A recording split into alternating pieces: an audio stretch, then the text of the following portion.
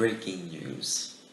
Good afternoon, I'm news reporter Ryan Rasool, and recently we heard the terrible news that a Japanese boat sank near the coast of a small island named Mauritius.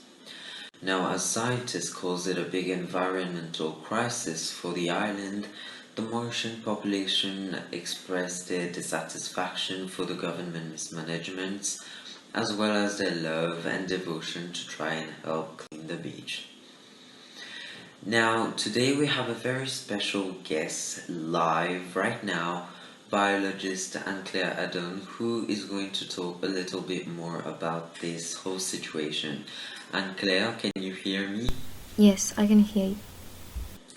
Yes, so first of all, thank you very much for being here. So, what can you say about this whole situation? On the 25th of July 2020, a Japanese vessel, the MV Wakshio, ran aground a coral reef off the coast of Beauvallon in the southeastern part of Mauritius. Though most of the oil has been pumped out of the ship, some 1,000 tons have leaked out on the 6th of August. By the 10th of August, the spill has drifted in the northwest direction, polluting almost the entire Grand Port Bay, as you can see on the image. The Secretariat of the International Society for Mangroves Ecosystems, ISME, at Okinawa in Japan, is very concerned over the extensive oil spill and its devastating effects on the coastal ecosystem and livelihoods in Mauritius. Affected by the spill are also the islands of Île-aux-Aigrettes and Île-aux-Cerfs that generates incomes for tourism, but more importantly that are the shelter for numerous endemic and endangered Mauritian species. Mangroves and coastal reefs are very important, and at the same time they are environmentally sensitive coastal species.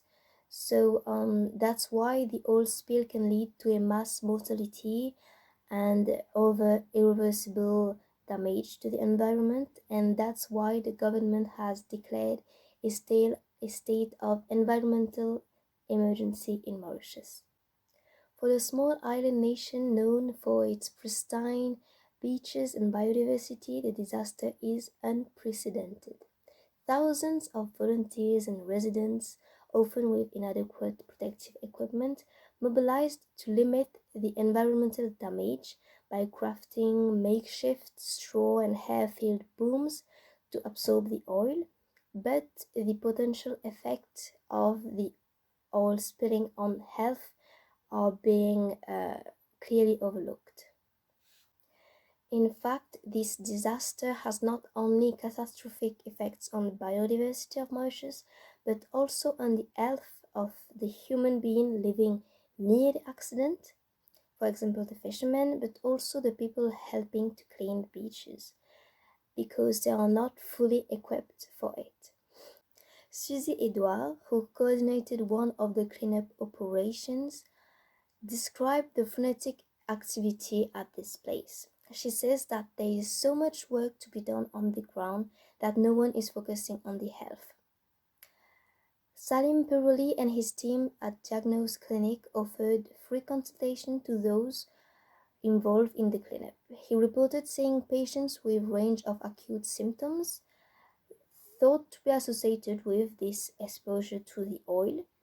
People complained about difficulty of breathing and burning eyes from the fumes, while others complained of having neurological effects like dizziness and nausea.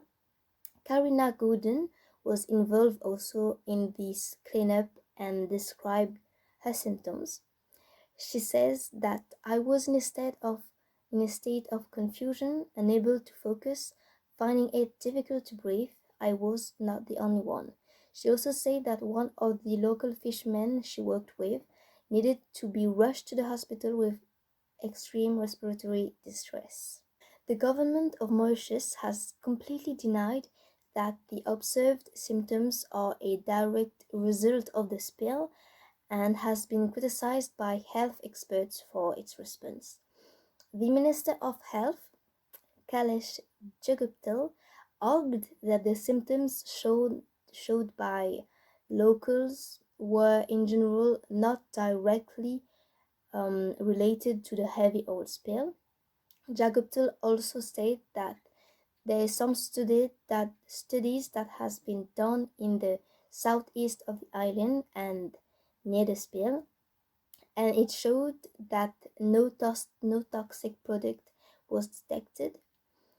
There has been a lot of criticism of the government about the delay in response to the disaster in Nepal, and also because of the irrelevance of their statements and explanation given to the Mauritian population. Thank you very much, Adon and Claire, for this very informative speech. Now, back to the journalist Marie, who not long ago was in Mauritius and actually managed to get some of the Mauritian population point of view. Take a look at this. Hi, I'm Marie. Let's get into those interviews right now with some Mauritian citizens that agreed to answer some of my questions. Let's have a look at it. So, Ikra, do you think that this disaster could have been avoided? Yes, I think this disaster could have been easily avoided because, as we all know, the Wakashio was here 13 or 12 days before it started to leak. So I think this shows our government's incompetency because they basically did nothing while there was an unknown boat in our territory. In your opinion, Nora, do you think that the government was effective enough? So, in my opinion, I don't really think the government was effective enough because if it was, then we wouldn't have stepped up and tried to save the ocean ourselves. And I feel like after the oil spill, we really needed to act quickly, and that's something the government really failed to do. And also, since they are a bit responsible for this catastrophe, it's really shameful that they weren't able to be more competent. I feel like as a population we were more effective than the authorities, which isn't how it should be.